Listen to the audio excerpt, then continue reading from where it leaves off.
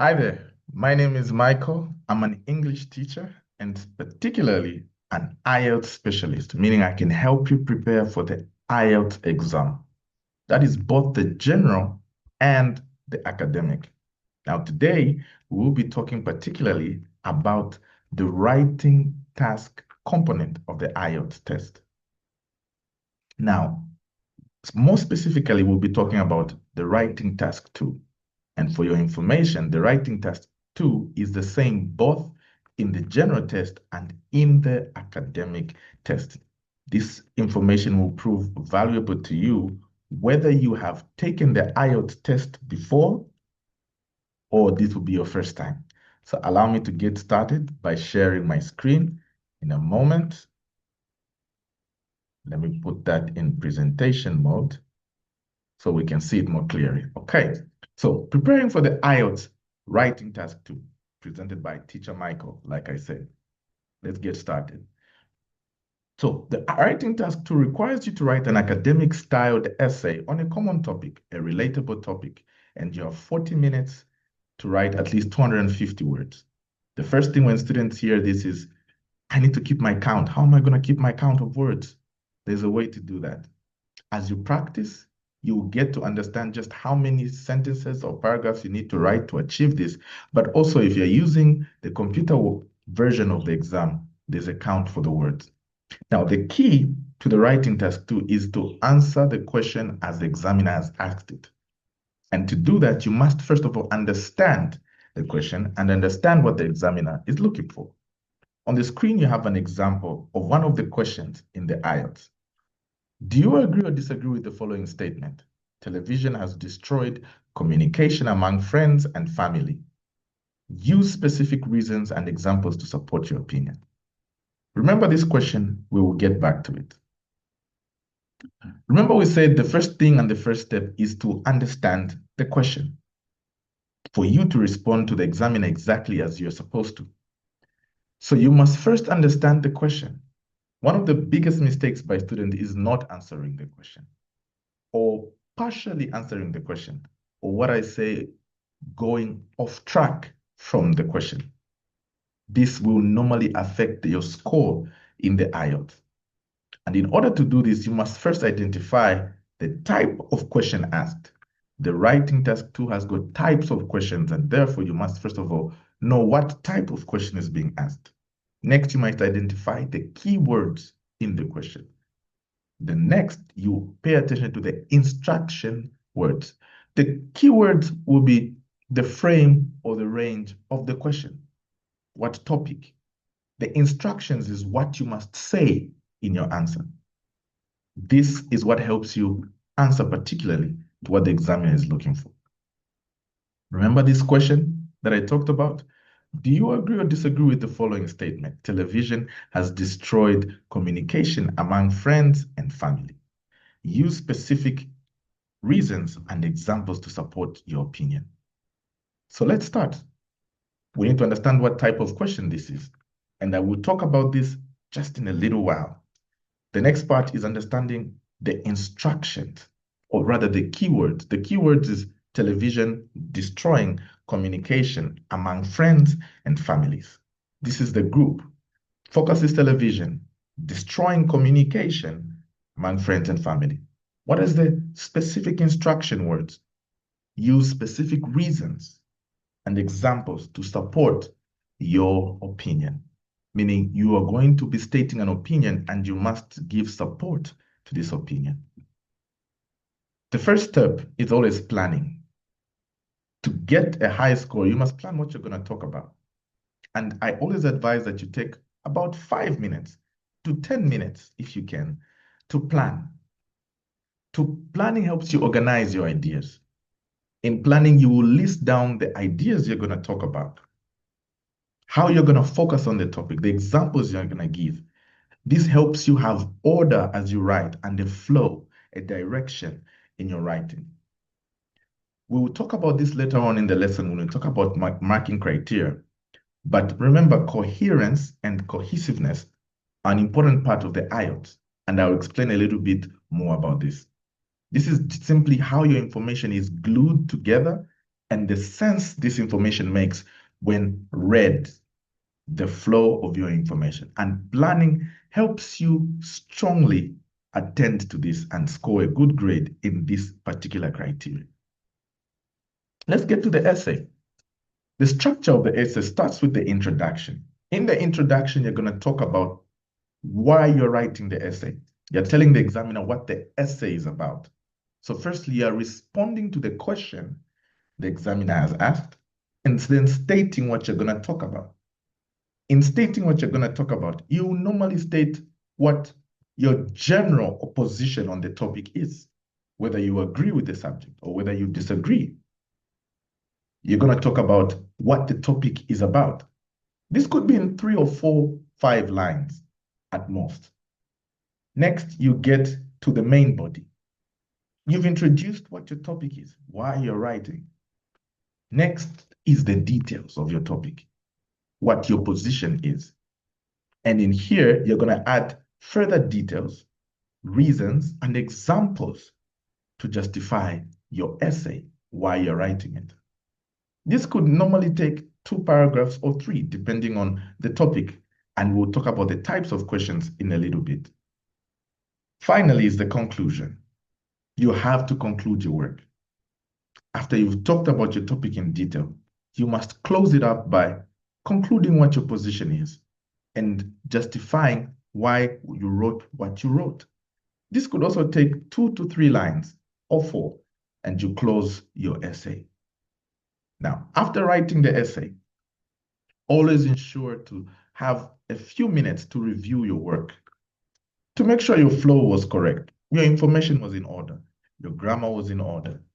And if you follow this method of planning your essay first before you write, you will always have a little bit of time to review your work.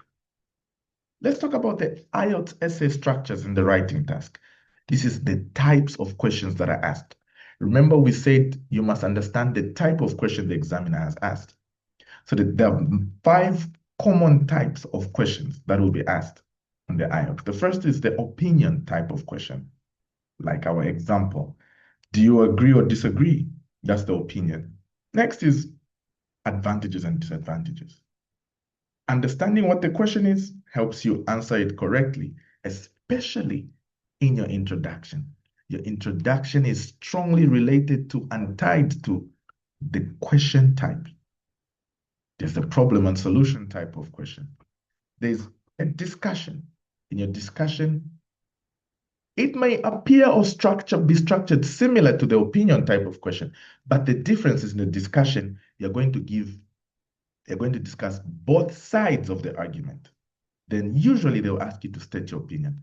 Finally, you have the 2-part question. Let's talk about the opinion type of question, which was our example. Some keywords to pay attention to know this is an opinion type of question is, they'll ask you, what is your opinion? Or they'll say, do you agree or disagree? To what extent do you agree or disagree? Sometimes they could ask you a direct question. For example, do you believe education is the key to success? When you hear this question, the general intention is, what is your opinion? Sometimes when students have been asked this question, it confuses them because they don't hear any of the keywords like opinion or agree or disagree, but get the logic behind the question to answer it correctly. And this type of question or testing is part of the Ielts to test your academic understanding of a question.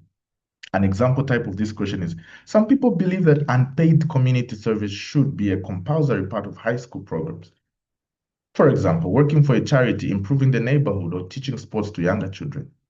To what extent do you agree or disagree? Then what's your level of agreement? Do you agree? Do you disagree? Do you entirely agree? Do you entirely disagree? Or do you partially agree and disagree? And this should be supported with some examples in your main body. Advantages and disadvantages question. Typical words that will tell you this is the type of question is they'll ask you directly, discuss the advantages and disadvantages of this subject. And sometimes they'll say, add your opinion. So when you're discussing disadvantages and advantages, you're simply stating what are the advantages, what are the disadvantages. Sometimes they'll not ask for your opinion, so your opinion is not really required, but sometimes they will. Remember, you must give the examiner what they're looking for. So that's why the instructions in the question are important. This is a common mistake sometimes students make. They don't pay attention to the instruction. So you must understand what the examiner is looking for. So in our example today, they asked to give your own opinion. So if you do not give your opinion in this question, you have failed part of the question. We'll move on. Discuss both views and then give your opinion. Sometimes they will say that. So meaning they'll give you a topic like computers are being used more and more in education. Some say that this is a positive trend, one opinion, while others argue that it is leading to negative consequences. Discuss both sides of this argument, meaning talk about what these guys are saying and talk about what these other guys are saying. Then what is your opinion? When you answer it like that, you've answered the question. The problem and solution question. Typical question words will be problem and solution, cause and solution. They will give you a problem or a challenge, a topic, and they'll ask you to say, what are some of the problems with this particular situation? And what do you think are the solutions? Students are becoming more and more reliant on computers. This is the topic. What are some of the problems? So what are the problems associated with this topic? And what are some of the solutions? In your standard framework, you would therefore break down the main body to include the problems, maybe in the first paragraph, and the solutions in the second paragraph. Then your conclusion could follow. But if you feel you have more information on any of these, whether on the problems, on the solutions, you could separate your paragraphs into two on any of these to support your cohesiveness and coherence of information. Lastly is the two-part question. There will normally be a statement or a direct question and ask you to talk about each question. An example will be, as most people spend a major part of their adult life at work, job satisfaction is an important element of individual well-being. Pay attention to the question. What factors contribute to job satisfaction? This is your question. This is your focus. So you think about it and state your opinions as in your planning process. The next part is, how realistic is the expectation of job satisfaction for all workers? How realistic? What's your thought? Is it realistic? You write down your notes or your talking points, and this is going to be in your main body. Remember, you still have to introduce the topic. So, and this is the basis of your topic, and you have to find a way to introduce this. At this point, I would like to talk about some common myths or beliefs that students already have when they come into the preparation of the Ielts exam. They normally have heard that you have to paraphrase the introduction, that you have to use a vast range of vocabulary. All these are true, but a warning is never to leave or divert away from the topic asked.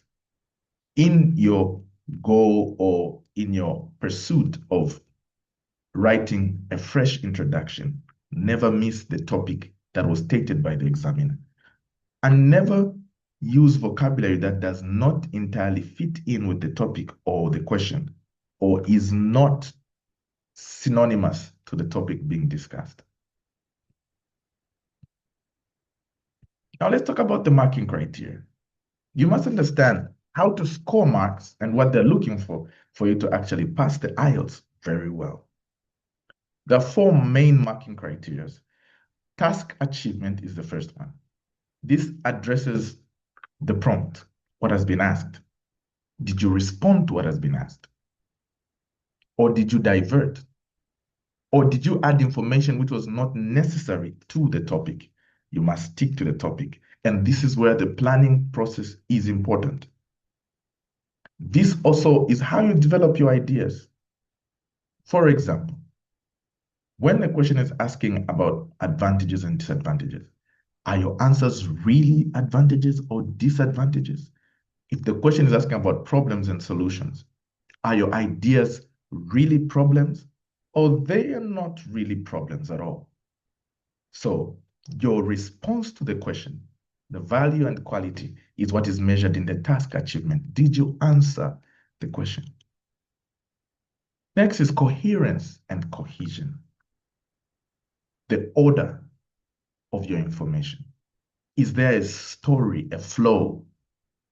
Can I follow your story? For example, if you're going to say, I disagree with an opinion, and these are the reasons, your flow of information must clearly show this is reason number one, this is reason number two, reason number three is much stronger, and these are the examples, and number four. And finally, I have no option but to completely disagree with this topic. The coherence, how to gather the information is. Avoid writing information or ideas that are not related or connected to one another. Next is the cohesiveness, the way you paragraph your information. If you're going to talk about advantages and disadvantages, there should be a separate paragraph for advantages and a separate one for disadvantages. Clearly defined. The lexical resource is the next marking criterion. This is where I talked about vocabulary range. But more importantly, and as a warning, avoid misappropriating vocabulary in the wrong place. Meaning, as much as a vast range of vocabulary is important in the IELTS, accuracy of the vocabulary is even more important. So use a vast range and use accurately applied words. Then you score good grades. Practice would help you with this. And also having a vast range of reading or access to different types of vocabulary. The spelling is also important. Practicing using synonyms of certain words which can be consistently repeated in the IELTS would also help with this point. Lastly is the grammatical range and accuracy. Grammar. Sometimes students don't like this point.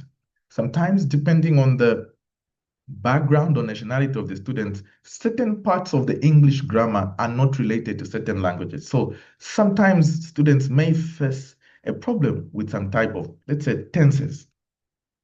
But this is an important time in the practice to practice working on this type of tense. A special warning with tenses. Learn to stick to the particular tense that you are communicating in your information. For example, if you're going to use or describe an example of something that happened in the past, make sure you're using the past simple. But most of the time, you're going to use the present simple. If you start with the present perfect, make sure you remain consistent, depending on the type of essay and what you're talking about. Remember, it is also best avoided to not use the first person in the IELTS. It's more preferred to use the third person. This is a special warning. This flows with your grammar. So it is better to construct information like it is said, it is believed, rather than saying I believe, I have seen, unless the particular question is specific to completely focusing on your opinion. Punctuation will also be important. The commas, the full stops, the capital letters. This is why, after I talk about the planning stage of your IELTS, you get into the main body. Proper planning allows you to have enough time to accurately communicate your information, but also leaves a little bit of time to review your work. 2 to 3 minutes to correct the punctuations you may have missed, the commas you may have forgotten, to put the full stop in the right places. Each of these particular aspects are scored from an area of 1 to 9, meaning how did you perform in lexical resource? What's your use of vocabulary? How vast was it? How accurate was it? How was the grammar? Each of these are summed up to give you the final score in the writing task. Remember, you must understand what the examiner is looking for. Approach it with the mindset that it is possible to give the examiner what they're looking for because they asked the question. You just have to understand what they're asking and what they're looking for. Then pay attention to the key things you must pay attention. Answer the question. Make sure your information flows correctly. In your attempt to use a vast range of vocabulary, make sure it does not change the meaning. Pay attention to your grammar. If you have an error of grammar that is still a challenge or a problem, for example, sometimes articles are a problem with certain nationalities or languages. Keep practicing how to use the articles correctly, when to use a, when to use they. These put together will help you adequately prepare for the IELTS. Remember, the experience of one student is not your experience, so avoid paying attention to what many students may say. Consult a specialized IELTS tutor that will give you the framework, that will give you the requirements. It is possible to prepare for it and pass the IELTS and score the band that you're looking for.